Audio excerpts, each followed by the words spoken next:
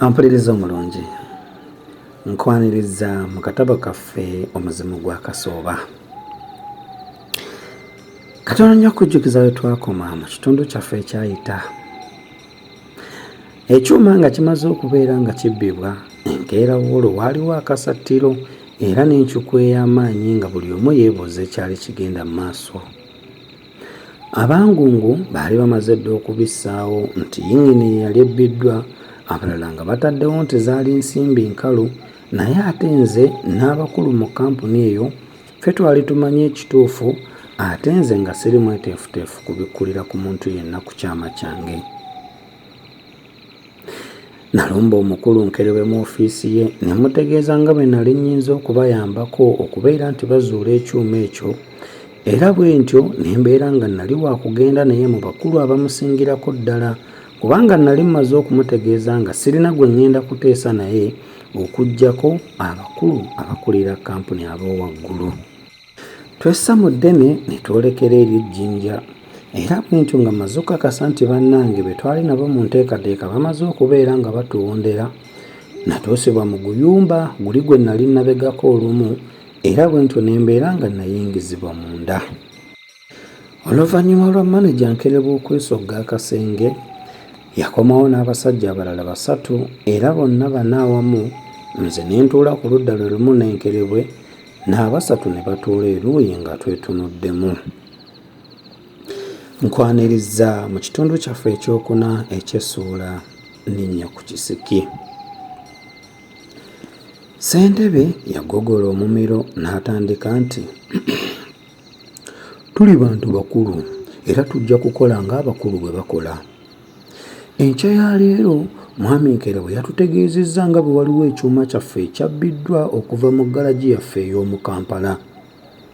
Newankubadde ng'ekyuma kino si kya mugaso nnyo gye tuli, kyokka tukyetaaga kituddire tukitunde tuggyemu ensimbi zaffe n'amagoba kubanga twakisuubula omuwendo munene. Eky'omukisa wategeezezza Mwami Nkerebwe nga bw'oyinza okukituzuulira gye kiri. Nga bwe nasuuse okugamba, tuli bantu bakulu era abamanyi eby'emirimu, n'olwekyo tweteeseteese okukusasulira ddala bulungi ng'okituzuulidde. Yasirika. Nze natandika na kumutegeeza nga bwe nali simanyi nga ye yali omukulu wa kampuni, kubanga nali mbuuliriddewo Mwami Nkerebwe nga bwe nali sijja kuteesa na muntu mulala yenna ku nsonga enkulu bw'etyo okuggyako omukulu. Olwasirisa ebyo nga nange mbunira. Waayitirawo ddala akaseera nga tewali anyega, naye nga bwe bagamba nti alumirirwa, na luno bwe kyali. Ssentebe bwe yamala okwetoolooza banna amaaso, nakkiriza nti ye yali. Nabuuza omuwendo gwe baali ab'okumpa nga mbabikkulidde ekyama kyange. Yanziramu nga yenna musanyuukirivu nti baali bajja kunsasula mu cceeke oba mu nsimbi ezaabuliwo leero nga nze bwe nnaasiima, omuwendo gwonna gwe nnaabasaba kasita gunaaba omusaamusaamu, era nti olunaabakwasa ekyuma nga nabo bankwasa nsimbi zange. Namutegeeza nga bwe nali sinnabagambako nti nze nalina ekyuma ekyo, era n'ekirala baali bateekwa okusooka kunsasula ndyoke mbalagirire oba mbatwale gye kyali. Bonna beenyeenya mu ntebe zaabwe nga balabika tebasiimye kye njogedde. Ssentebe era ye yannyanukula mu ddoboozi erinyoomoola nti, mukwano gwaffe, ekyo ky'ogamba tekisobokera ddala ddala. Tetuyinza kumala gawaayo nsimbi za kampuni tutyo ng'ekyuma tetukirabyeko. Kale tulina bwesige oba musingo ki nti bwe tunaazikuwa tootulyakuule? Konze nti, bino bigambo bya kwesigaŋŋana bwesigaŋŋanyi. Kale mmwe abangi bwe mutiiridde nze omu ate ali mu mikono gyammwe nti nnyinza okubalyankanya, neesiga ntya nga bwe nnaamala okubakolera kye mwagala munaatuukiriza endagaano? Nange nno ndi muzibe w'amaaso, ebyange ndya nkutte mu ngalo, ate n'ekirala bagamba nti kigwanga mu mbwa. Ssentebe wano kwe kujjuuka nti, otuyise babbi. Konze nti, ate ekyani akyogedde? Nze ndeese buleesi kirowoozo nga naawe bw'okoze. Kwe kugamba nange ompise mubbi.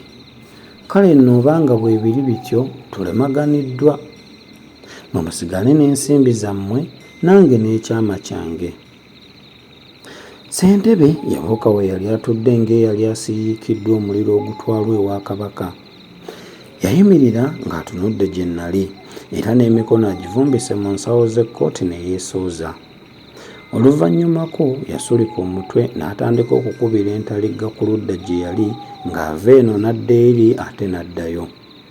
Mu kasiriikiriro kano mwe nasitukira ne ntambula nga ŋŋenda ku mmeeza mboneza omwagaanya omwali muyita ekitangaala ekyali kinjasa amaaso.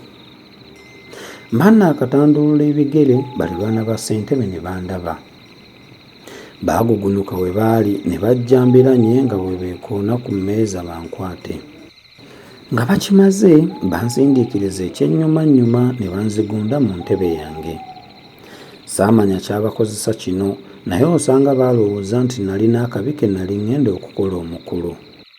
Ne ssentebe yalabika ng'atidde kubanga yeemeguza bwemeguza mu ntebe era n'omukono gwe yasoobye okukwata eggiraasi y'omwenge eyali ku mmeeza kwe gwali nga gwonna gujugumira. Yabuuza nkerebwe obanga nali njazibbwa nga tujja. Bwe yamuddamu nga bwe baali tebakikoze n'ajumba nga bw'amuvuma mu Lungereza obubuguyavu era n'alagira kikolebwe bunnambiro. Bangwako ekiyiifuyiifu ne banjaza naye nga sirina kissi kyonna. Banjasamya akamwambuuza ekyali kinjazisa era obanga nali musibe. Ssentebe nanneesooka nga mbuuza obanga nali mbayita baana bato oba babuya okubazanyisazanyisa. Yanyiga akade abasajja babiri ne bawamatuka mu muzigo ogwamuli ku ddyo era n'abalagira banjigiriza empisa. Bangwira ne banzigyamu empale n'essaati n'essaawa ku mukono ne nsigala mu kafulaano n'akawala ak'omunda. Bino baabikola nga nfuyiririra kimu kyokka kya butanzigyamu ngatto kubanga mu bisinziiro byazo mwe mwali ebyuma ebyali bikwata ebyayogerwanga. Bansiba emiguwa ne bannindiggula eggo ne bannambaaza ku kiwempe, omu n'atandika okunsakata kibooko nga bwe yayiga. Bwe yagiranga n'asiriikirizaamu kibooko zinsekenye nga bwe nduumirwa njogere ekyuma gye kiri. Baalaba nkonye ne bamulagira atuukize buto okunkakaatula embooko. Nawulira ng'obulumi bunsensedde buntuuse ne mu busomyo era ne njagala okulira naye nga ntya nti bwe nkikola kijja kubalowoozesa nga ndi ku ndeeboleebo ya kuwanguka kibawagire mu kye baali bakola. Bwe ntyo nazibiriza ne nsimba enjala z'engalo mu bibatu n'ennuma omumwa n'enguba.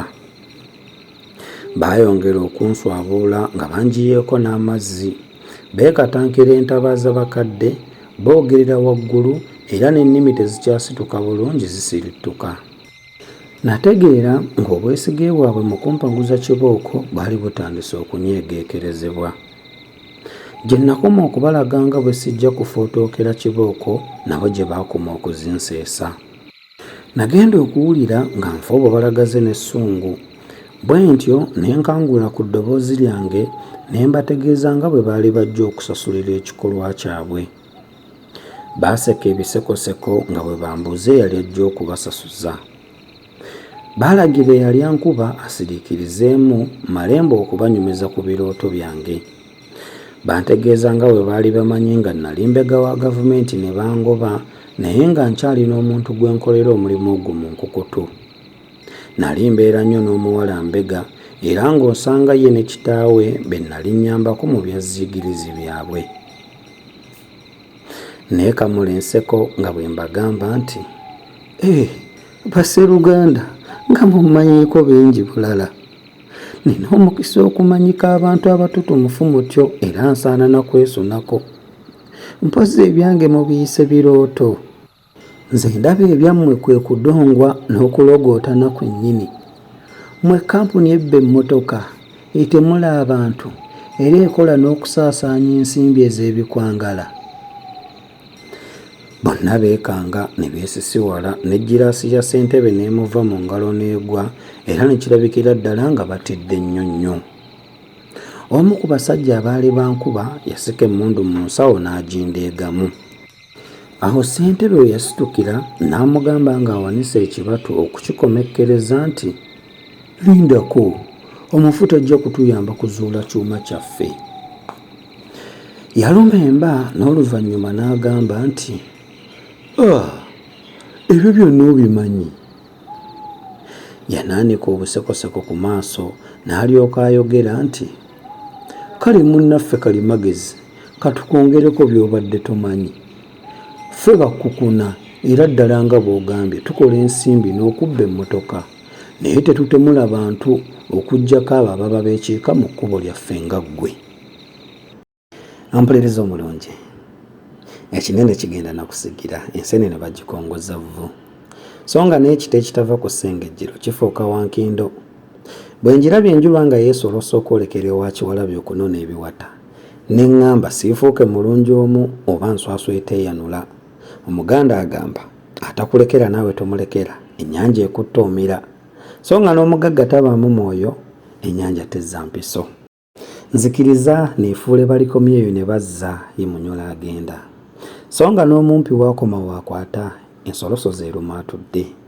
Omuganda agamba akabi kali mu kulwa, era mu mbeera eyo yennyini nnyini, nzikiriza munnange nkugambe nti akutwala ekiro, omusiima bukedde.